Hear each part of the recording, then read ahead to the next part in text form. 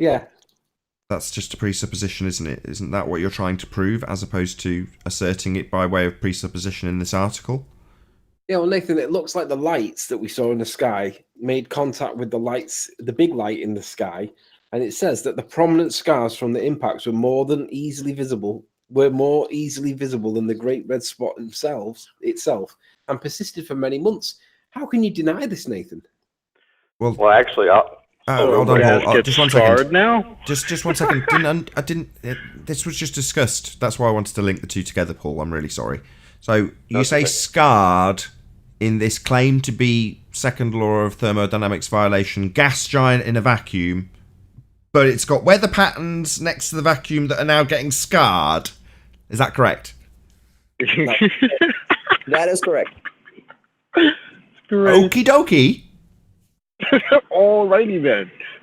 well, here's what all I was going to say is I will validate that I observed through a telescope during that event. I saw lights traversing through the sky, and it seemed like it was hitting, or at least heading in the direction of Jupiter. I never saw the actual impact, and I did actually see. I'm saying impact because it's the rhetoric they're saying, and I did see what it looked like dark spots on Jupiter. So I can validate Really? the observation. I can validate the observation. I just can't validate the explanation of the observation. Oh no, we're not looking for an explanation. We would like a cause of the scarring in the weather patterns of the thermodynamic violation that is Jupiter. So, a cause. What caused the scars? Now, according to the presupposition in this article, it's an impact. Correct? Yeah, yeah, of course. Well, I know you're saying, yeah, of course, in a high-pitched tone, Anthony. But no. We would need to validate that cause, wouldn't we? Yeah, well, we can observe it, Nathan, and we can calculate it. So if we can calculate it, it must be true. No. We're dealing with the physical and natural world. And these lights in the sky are part of our physical and natural world. So I'm more than happy to say that we've so far got step one of the scientific method pegged. We are observing phenomena here. Would we all agree? Yep. Yes. So yeah, I actually observed that phenomenon. So yeah. Perfect. Sorry. So Paul has observed the phenomenon of lights in the sky interacting with one another. So what's step two? Shut up and calculate. Formulate a hypothesis. Not formulate, not calculate. No, wrong. Formulate a hypothesis. Yeah, perfect. So we've already got half of the hypothesis, haven't we? We've already got the dependent variable. We've got the phenomena. That's our effect. The dependent variable. So there's half the hypothesis. So what's the other half that we need? Cause. Independent Cause. variable. Perfect. So we need a presumed cause of this effect. So what is it we're presuming, or what is it this article's presuming is the cause now? Did it say, what was the word you highlighted first, Anthony? Apparently, impact. Impact. Collided. Collision. A collision. So it's saying they collided. That's what the cause is. The two things interacted physically. A physical collision. They collided. Well, if that's our presumed cause, definitely not valid at this stage, how would we validate a hypothesis? I know. I'll wear a white coat and I'll tell everyone it's science, and that makes it science. No, that's not how you validate a hypothesis. Well, let's just add one extra step, and it makes it clear why science is empirical. A hypothesis, otherwise known as scientific prediction, doesn't just have one side. So far, we've got what we would call an alternative hypothesis. If impact, then scarring, right? Albeit very simplistically. We're not going to detail controls. Anyway, you'd also have a null hypothesis, which is if impact, or collision, whatever you want to use, whatever word, if physical interaction, not scarring.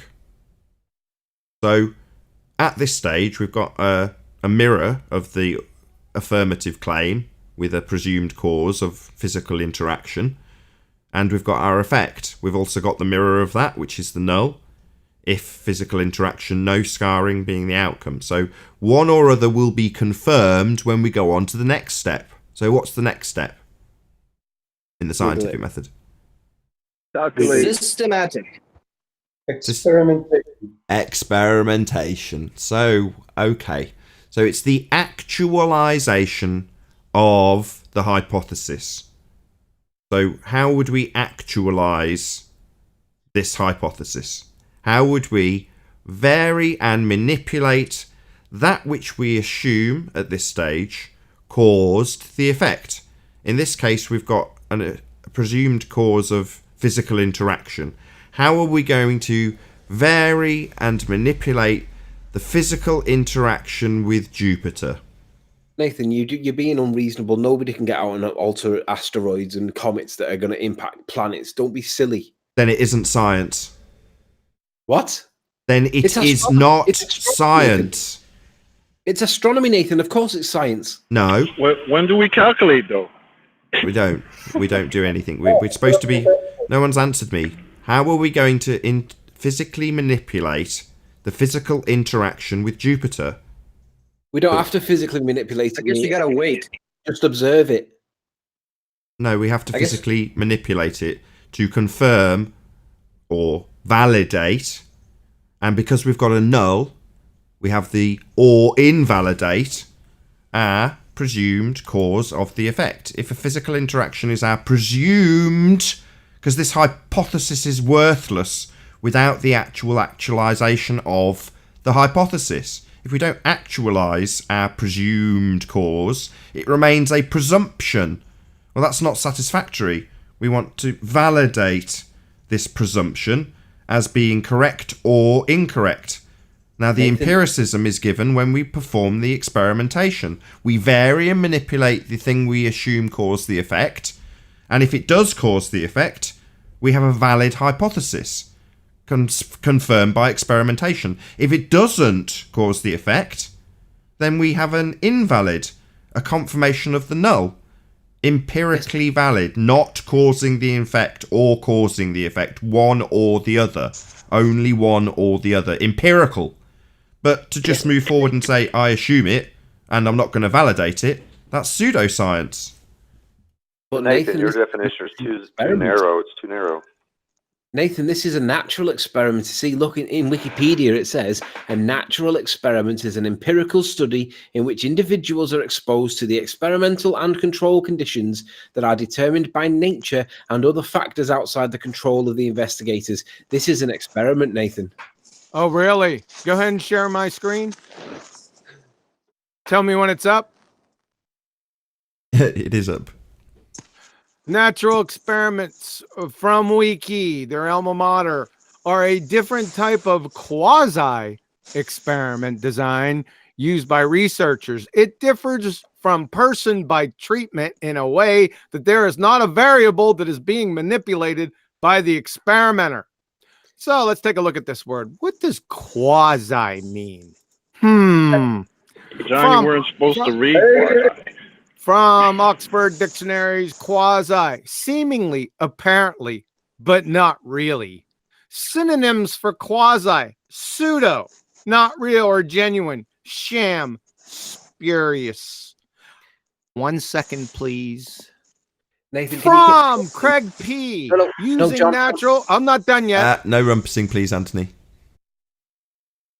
From Craig P., the Journal of Epidemiology and Community Health. The term natural experiment lacks an exact definition, and many variants are found in the literature. The common thread in most definition is that exposure to the event or intervention of interest has not been manipulated by the researcher. That means no viable independent variables, means no experiment. If you're unsure of that, let's roll on up to what an experiment is. The three constituent parts of an experiment: dependent, independent, and controlled, from Penn State. From the Institute of Physics, what are the variables in an experiment? Independent, dependent, and control variables. It's not looking good for your natural experiment so far. In fact, they're dead. Any questions?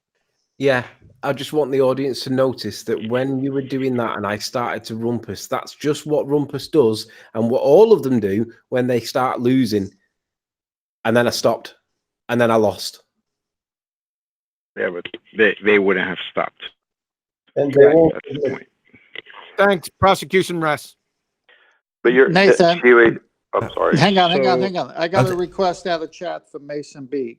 Tell Nathan, can you please fix the side chat on the left side of the screen? It's a little annoying not seeing the live chat there. Oh, is it not Thanks. working? That's frustrating. Yeah, no worries. I'll be on it in a moment. Thank you for letting me know, Mason B. Oh, and by the way, whilst we've got like 10, 15 minutes left, go over to my channel in the next 10, 15 minutes and watch the premiere that's coming on. If those of you that are out there that are curious as to whether Trish Blythe is actually a barrister, I'm going to demonstrate and prove that she cannot possibly be a barrister. So if you're curious, go and check it out. Oh, and she inadvertently debunks Miles the Liar Davis. And there is one other thing that's really interesting, and I can't actually remember what it is now, but check it out. It's really, really going to be good. I'll be there. Yeah. Are we done housekeeping? No. Oh, all I was going to say is your guys' definition is just too narrow. I'm sorry, guys. It's just too narrow. Yeah, to be empirical, you have got to be particularly narrow. Science is narrow. It is very specific. But I mean, it sounds, from the sounds of it, it seems like we have to vary and manipulate the independent variable. Yeah. That's correct. Really? We can just observe it. Yeah. Yeah. I mean, naming things is science, right? I mean, Brenda told me that. Should I not trust her? No, We Brandon. don't have to manipulate it. We don't have to manipulate it. We can just observe it, right? And even if you show me 10 citations that prove that I'm wrong, I'm still going to assert that you can just observe it because I don't want to admit that you've got to manipulate it in an experiment. So it doesn't matter what you say. I'm still going to deny it. You're a science denier, Anthony. 10 times. No, all they do is substitute math equations for the independent variable. I was really I was going to give kudos to you and John for that little bit of role play and the explanation thereafter, Anthony. So yeah, exactly. At the point that the devastating point or conclusion of the devastating point arrives, they'll talk through it. They'll make sure it doesn't reach the audience. They'll rumpus the living crap out of it, which is what Anthony did when in character. Yeah, he shut up immediately, so the point got made nice and concisely, but also with a handy demonstration of their only tactic at the moment. Their only tactic is to make sure you're not heard. Use the fundy globehead mute button, which is to say they'll talk through the devastating conclusion.